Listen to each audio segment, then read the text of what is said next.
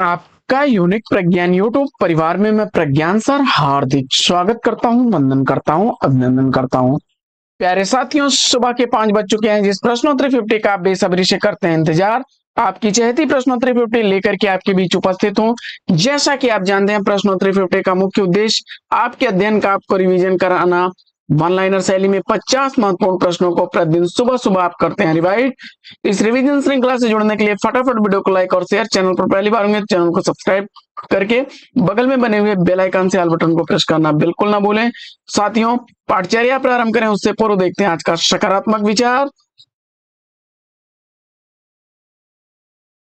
नियमित पानी की धार पत्थर को काट देती है, अगर लक्ष्य हो पक्का तो किस्मत भी साथ देती है। दोस्त, जीवन में सबसे पहली चीज तो ये है कि आपके अंदर धैर्य होना चाहिए। धैर्य के साथ अपने लक्ष्य के लिए अगर आप नियमित प्रयास करेंगे तो अगर पानी जैसा कोमल पत्थर को काट सकता है तो आप अपने लक्ष्य को क्यों नहीं भेद पाएंगे। बस आपको अर्जुन की तरह अपना लक्ष्य मालूम होना चाहिए, निश्चित सफलता मिलेगी। इसी मॉर्निंग कोट्स के साथ प्रारंभ करते हैं प्रश्नोत्तरी 50 को और देखते हैं प्रश्नोत्तरी 50 का पहला प्रश्न। कबीर के उपरांत हर विध्वंसकारी और जन विरोधी शक्ति को सर्वाधिक खुली चुनौती देने वाले साहित्यकार कौन है। कबीर के उपरांत हर विध्वंसकारी और जन विरोधी शक्ति को सर्वाधिक खुली चुनौती देने वाले साहित्यकार नागार्जुन को चुना आपने, तो राइट आंसर है आपका। दूसरा प्रश्न, संग्राम करबला नाटक के नाटककार कौन है। संग्राम करबला नाटकों का नाटककार आपने मुंशी प्रेमचंद्र को चुना, सही जवाब है आपका। प्रश्न संख्या 3 है कि श्री वल्लभाचार्य ने जिस कृष्ण भक्त को प्रतिष्ठित किया उसका दार्शनिक आधार क्या है। वल्लभाचार्य ने जिस कृष्ण भक्त को प्रतिष्ठित किया है उसका दार्शनिक आधार शुद्धाद्वैतवाद है। चौथा प्रश्न है कि निबंध संग्रह शब्दिता के निबंधकार कौन है। निबंध संग्रह शब्दिता का निबंधकार धर्मवीर भारती को चुना आपने, तो राइट आंसर है आपका। पांचवा प्रश्न है कि हिंदी साहित्य में मार्क्सवादी चेतना की अभिव्यक्ति जिस काव्यधारा में देखने को मिलती है उस काव्यधारा को क्या कहा जाता है। हिंदी साहित्य में मार्क्सवादी चेतना की अभिव्यक्ति जिस काव्यधारा में देखने को मिलती है उसे प्रगतिवाद कहा जाता है। छठवां प्रश्न है कि हल्दी घाटी वीर रस प्रधान प्रबंध काव्य के रचनाकार कौन है। हल्दी घाटी वीर रस प्रधान प्रबंध काव्य लिखा गया है श्याम नारायण पांडे द्वारा। छठवां प्रश्न, ठेठ हिंदी का ठाठ तथा अधखिला फूल का प्रकाशन वर्ष क्या है। ठेठ हिंदी का ठाठ अधखिला फूल हरिऔध द्वारा लिखी गई रचना है। ठेठ हिंदी का ठाठ 1999 ईस्वी का, वहीं अधखिला फूल 1907 ईस्वी का प्रकाशित। आठवां प्रश्न है कि अंतःकरण की वृत्तियों के चित्र का नाम कविता है, किसने कहा है। अंतःकरण की वृत्तियों के चित्र का नाम कविता है महावीर प्रसाद द्विवेदी जी का। नौवां प्रश्न है कि हिंदी रीति ग्रंथों की परंपरा चिंतामणि त्रिपाठी से चली, अतः रीति काल का आरंभ उन्हीं से मानना चाहिए, यह कथन किसका है। आचार्य रामचंद्र शुक्ल जवाब बता करके राइट आंसर दिया आपने। 10वां प्रश्न है कि कर्म योग पुण्य ज्ञान उपासन सब ही भ्रम भरमायो, यह पंक्ति किसकी है। जवाब हो जाएगा भ्रमर गीत से अवतरित यह पंक्तियां सूरदास की हैं। 11वां प्रश्न है कि मिश्र बंधु विनोद का चौथा भाग कब प्रकाशित हुआ था। मिश्र बंधु विनोद का चौथा भाग 1934 ईस्वी में प्रकाशित हुआ था। 1913 ईस्वी में इसके 3 भाग प्रकाशित हुए थे।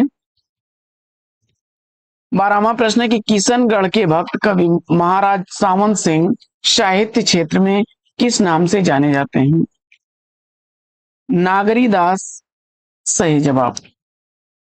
13वां प्रश्न है कि नागरी प्रचारणी सभा की स्थापना कब हुई थी। नागरी प्रचारणी सभा की स्थापना 1893 ईस्वी में हुई थी। 14वां प्रश्न है कि नकली किला कहानी के कहानीकार कौन है। नकली किला कहानी का कहानीकार आपने मैथिली शरण गुप्त को चुना, तो राइट आंसर है आपका। 15वां प्रश्न है कि माधव मैं ऐसा अपराधी तेरी भगत होत नहीं शादी, यह पंक्ति किस रचनाकार की है। कबीर सही जवाब हो जाएगा। 16वां प्रश्न है कि रसिया बालम किसकी कहानी है? रसिया बालम जयशंकर प्रसाद की कहानी है। 17वां प्रश्न है कि हिंदी का भक्ति काल बाहरी आक्रमण की प्रतिक्रिया है या कथन किसका है? हिंदी का भक्ति काल बाहरी आक्रमण की प्रतिक्रिया है या कथन आचार्य रामचंद्र शुक्ल का है। प्रश्न संख्या 18 है कि कामायनी को छायावाद का उपनिषद किसने कहा है? कामायनी को छायावाद का उपनिषद कहने वाले शांति प्रिय द्विवेदी जी हैं। 19वां प्रश्न है कि फूल नहीं रंग बोलते हैं कृति के रचनाकार कौन है? फूल नहीं रंग बोलते हैं रचना केदारनाथ अग्रवाल की है। 20वां प्रश्न है कि जयपुर नरेश जगत सिंह के आश्रय में रहते हुए पद्माकर ने कौन सा लक्षण ग्रंथ लिखा था? जयपुर नरेश जगत सिंह के आश्रय में रहते हुए पद्माकर ने जगत विनोद लिखा था। प्रश्न संख्या 21 रीत काल को अलंकृत काल किस इतिहासकार ने माना है? रीत काल को अलंकृत काल कहने वाले मिश्र बंधु हैं। 22वां प्रश्न है रबर या केचुआ छंद किस कवि की कविताओं को लक्ष्य करके कहा गया है? रबर या केचुआ छंद सूर्यकांत त्रिपाठी निराला की कविताओं को लक्ष्य करके कहा गया है। 23वां प्रश्न है कि खड ऋतु वर्णन कृति के रचनाकार कौन है? खड ऋतु वर्णन ग्वाल कवि की रचना है। 24वां प्रश्न है कि ज्ञान बोध व भक्ति विवेक के रचनाकार कौन है? ज्ञान बोध व भक्ति विवेक मलूक दास की रचना है। 25वां प्रश्न है सुमिंद्रानंदन पंत की सुप्रसिद्ध कविता परिवर्तन उनके किस काव्य संकलन में सर्वप्रथम प्रकाशित हुई थी? 25वें प्रश्न का सही जवाब पल्लव चुन करके राइट आंसर दिया। 26वां प्रश्न ये ब्रज भाषा के मतिराम जैसे कवियों की समकक्ष हैं और कहीं कहीं तो भाषा और भाव के माधुर्य में पद्माकर तक से टक्कर लेते हैं। आचार्य शुक्ल ने यह किस कवि के लिए कहा है? जवाब हो जाएगा वेणी प्रवीण के लिए। 27वां प्रश्न है कि भारत दुर्दशा बड़ी जोखिम भरी रचना है किसका कथन है? भारत दुर्दशा बड़ी जोखिम भरी रचना है यह रेवती रमण की रचना है। 28वां प्रश्न है कि आचार्य रामचंद्र शुक्ल प्रेमाख्यानक परंपरा के प्रथम रचना किसे मानते हैं? आचार्य शुक्ल प्रेमाख्यानक परंपरा की प्रथम रचना मानते हैं मृगावती को जो कुतुम्बन द्वारा लिखी गई है। प्रश्न संख्या 29 है द्वंदात्मक भौतिक विकासवाद किस काव्यधारा का आधार है? द्वंदात्मक भौतिक विकासवाद प्रगतिवाद का काव्यधारा का आधार है। प्रश्न संख्या 30वां प्रश्न गोल्ड स्मिथ की कृति ट्रेवलर का हिंदी अनुवाद किसने किया? गोल्ड स्मिथ की कृति ट्रेवलर का अनुवाद करने वाले श्रीधर पाठक हैं। 31वां प्रश्न है कि उनकी विरह ताप की अतियुक्तियों में दूर की सूझ और नाजुक ख्याली बहुत कुछ फारसी शैली की है। शुक्ल जी का यह कथन किस कवि के संदर्भ में है? जवाब हो जाएगा रीत सिद्ध कवि बिहारी के संदर्भ में। 32वां प्रश्न गृह लक्ष्मी कहानी के कहानीकार कौन है?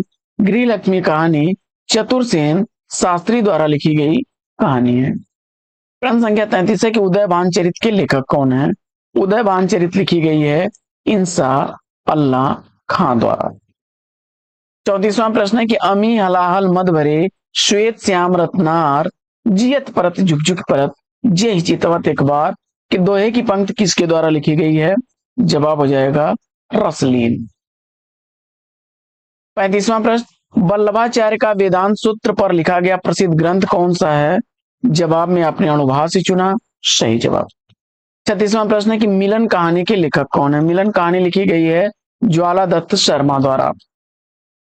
37वां प्रश्न है कि रंग में भंग काव्य कृति के रचनाकार कौन है? रंग में भंग मैथिली शरण गुप्त द्वारा लिखी गई 1909 ईस्वी की प्रकाशित रचना है।